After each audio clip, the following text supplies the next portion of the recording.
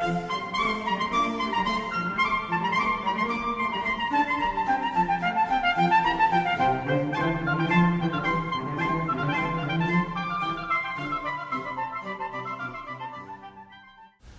call themselves libertarians, by which term is generally meant the primacy of individual freedom over any other considerations. We have here to discuss the movement and its philosophy. If not the dominant figure in the libertarian movement, he would, by general agreement, be Murray Rothbard, but one of its principal voices. Tibor Machan carefully distinguishes between his own views and that of the Libertarian Party, as I expect we shall see. But Mr. Machan forcefully urges his own political philosophy, and in a libertarian world, one is free to say of it that it is quintessentially libertarianism. Tibor Machan was born in Hungary and as a child was smuggled to Austria. At age 17, he came to the United States. He served in the Air Force, got a BA degree from Claremont Men's College, and an MA in philosophy from the New York University, and his PhD in philosophy from the University of California in Santa Barbara. There, at this time, he serves as a visiting associate professor in economics, acting also as senior editor of Reason magazine and as head of the educational activities of the Reason Foundation. His book, which will come out later on this month, is a compilation of libertarian essays entitled The Libertarian Reader, which will be published by Rowman and Littlefield. I'd like to ask Mr. Machan, before we become airborne in philosophy, to spend a few minutes on the movement. The movement is a collection of various people, academicians, ordinary citizens, pundits, magazine writers, and so on, from a variety of philosophical perspectives. That's one of the interesting things about libertarianism, is that people can be utilitarians, they can be Christians, they can be Randian objectivists, and so on. But the conclusion in the political arena that they arrive at is that liberty is indeed the prime social or political value, not necessarily the prime human value. So to make a comment, a generalization about almost anything else concerning libertarians is almost impossible, because they are united only on this one thing and not very well even on that. But beyond that, the movement is trying to flourish to some extent. It's trying very hard to distinguish itself from the Reagan landslide or the Reagan constituency by being in domestic affairs and with respect to the free market more principled, in fact purist, if you want to know. And it's very dissatisfied with the resignation of Martin Anderson and Paul Craig Roberts and people like that from the Reagan entourage. And it is some of its members are close enough to the Washington establishment to exert some influence, for example, in this fight for gold standard and something along those lines. Milton Friedman, who is by many of us regarded as at least libertarian in many respects, is listened to and respected. And there are quite a few other people like Carl Brunner from Rochester, who in many respects fit within a libertarian mold, but not fully. The same thing is true of F.A. Hayek, who's exerting some influence in economics. And they're not purists in the sense in which Murray and I would regard ourselves purists, although even we disagree. But there is something of a hopefulness in the libertarian movement, because the people are looking for an alternative to statism as they understand it, maybe not consciously, maybe not deliberately, but they seem to be more receptive to ideas that stress freedom rather than redistribution of wealth, rather than government solution to problems. It has been said about the Libertarian Party that it is dominated by the Koch Foundation. It's the Koch. It's Koch, sorry. By the Koch Foundation, whose opposition to militarism in effect invites the demilitarization unilaterally of America. Is this a live issue within the Libertarian Party? It is a live issue, a Libertarian Party and the movement, mostly also in the movement. It is a serious issue, both for reasons of the political efficacy of the movement, and also because there are some serious questions that arise as to how a free country ought to defend itself against threats, and what it what constitutes a threat of a free society, whether, for example, going to El Salvador constitutes a defensive measure or an intrusion into the sovereignty of another country. Let's not get into that. We can in due course if you want. But I simply want to find out the extent to which an observer could reasonably conclude that support given to the Libertarian Party is support given to a party that would urge the demilitarization of America to the point of making it an easy victim of the Soviet Union. I would have to concede the following, that as far as the party hierarchy is concerned, the people who are in control right now are far more isolationistic than would be desirable from my perspective, and I would say the majority of the members of the movement, if you can call them members. By all accounts of the little bit of poll taking that has been going on at the various conventions, it looks like that about 60% to 70% of the constituency of the party is pretty much for an adequate defense, as they call it. That is, for a strong military to defend the United States against any kind of a potential aggressor. But the money for the party has tended to come from the Koch group. Now, the Koch group, for very, I think, honest philosophical reasons of their own, believes that this has been a mistake, and they are sort of in the Taft, or what they consider to be the Taft tradition of isolationism, George Washington's farewell message and all of that, and they believe that military excursions and so forth are bad for the United States and compromise our claim to being a free country and so on, and have gotten us into a lot of trouble. And so they have exerted their power through money and through the personnel that they have managed to collect around themselves to make that the party's message.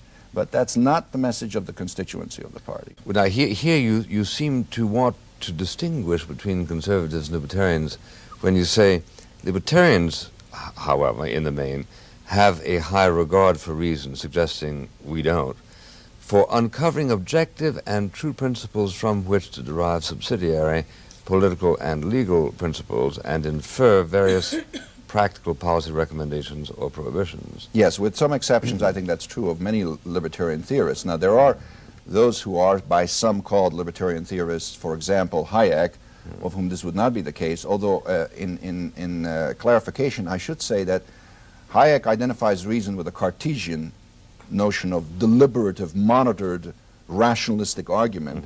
And when you talk to Hayek and you say, well, what about Aristotelian reason? He draws back his anti-rationalistic and constructivist arguments and is more sympathetic to the efficacy of reason in these realms. But, for example, Ludwig von Mises is very much a Kantian and a rationalist. Even the empiricists, so-called empiricists of the Chicago School, tend in the main to be very much committed to reasoning and arguing and not worrying that much about history and that much about tradition. Though, I mean, all of these are rather general points, and that's why I said tend in the main in the conservative case, and the same thing in the libertarian case. Well, how would you, using exclusively rationalist arguments, oppose, let's say, genocide, or more, let's use a softer word, euthanasia, exercised on those members of society, A, that contribute nothing to it, B, whose afflictions are in any case terminal, and C, whose impositions on that society are heavy? You wouldn't allow the impositions. That's the only thing that you would probably, from a libertarian point of view, concern yourself with. You wouldn't go out and kill them, you wouldn't do anything, but you would not allow any impositions made in their behalf in the sense in which you would say be required to give up your life and your goals and your aspirations for the sake of these people. That's a, now, you know, you ask a very large question for which probably a book is necessary to answer. Whether this can be construed as a purely rationalist argument, I would suppose that what I mean by a rationalist argument is that you'd have to take into consideration human nature. You would have to take into consideration such ontological issues as whether it's teleological or whether it's mechanistic, whether there is such a thing as moral purpose in life and in human life, and whether the moral purpose coincides with a kind of society in which these kinds of people, for example, would be treated in the way in which you suggest, or in some other way. And that is the general schemata that one would have to go through and work through in order to arrive at the question, at the answer that you're asking. Now, to give that, to give the flesh and the bones to that schemata would be a very lengthy process. But I would just predict that what would arise from a libertarian examination is that no matter how destitute or how crippled or how unfortunate someone is, it does not entitle the person to a institutionalized, legalized system of extracting help from others. There are moral circumstances, desperate moral circumstances, in which I, who am not just a libertarian but also a human being with a moral framework, would maintain that it is perfectly okay for a person to, under those desperate circumstances, what you might call emergency cases, to engage in actions that are ordinarily outside the bounds of morality and certainly outside the bounds of law. But as far as institutionalizing these emergency cases, it would be tragic for society. And in fact, I think it has caused us to suffer considerably, because now practically half the government is built on emergency cases. In other words, you think it's safe to assume that sanctuaries for such people would grow up as readily in a totally libertarian society as in a society that, after all, used the same sentiments but channeled them through government?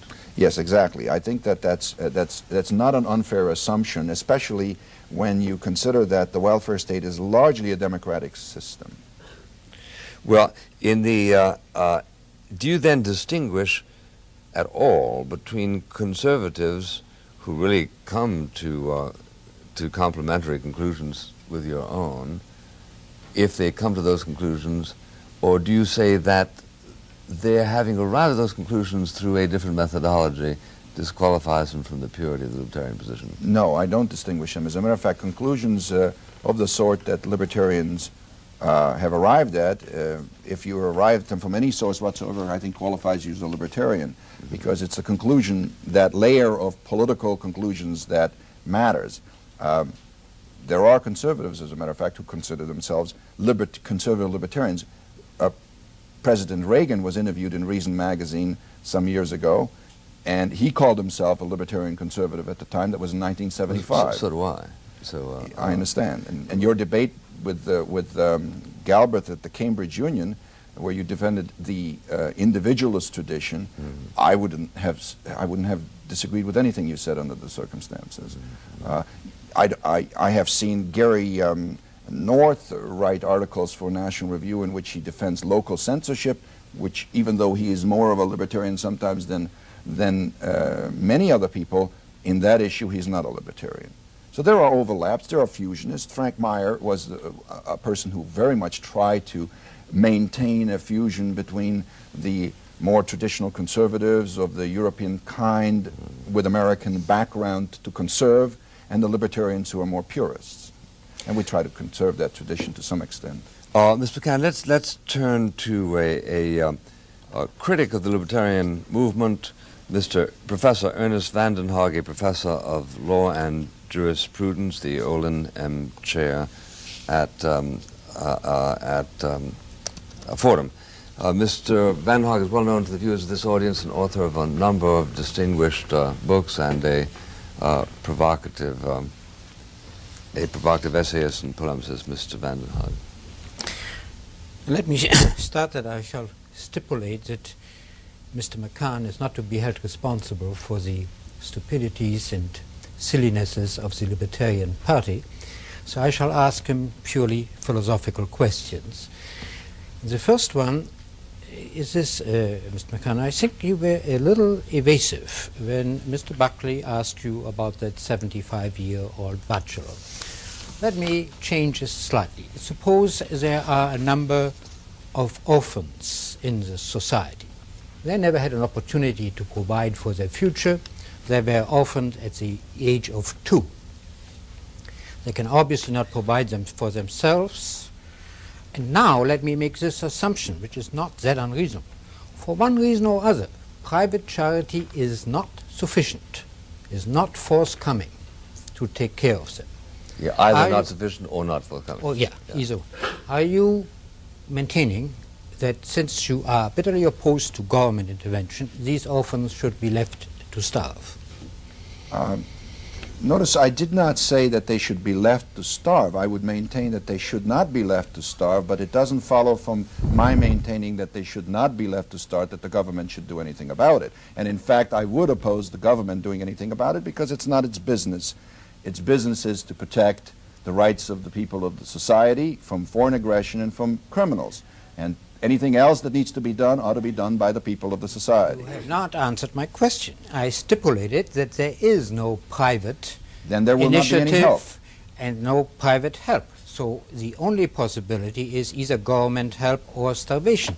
Are you opting for starvation? Yes, as a matter of fact. Thank now, you. before you continue, because obviously this sounds like a, great touche. Now, let me just respond a little bit.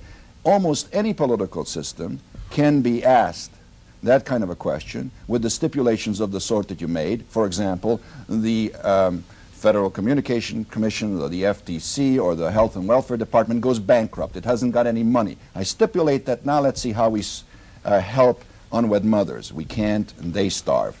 So we have a system in the welfare state very similar to the one that you've just outlined about the Libertarian Society. I think both of them are totally unrealistic, but nevertheless, if you do push me that way, that's the case. I let that pass. The orphan case, unfortunately, is not unrealistic. It did happen historically. But let me ask you, through many societies, including medieval societies and so on. Well, you're not talking They about were not America. Libertarian Society. You're not talking about America. No, no.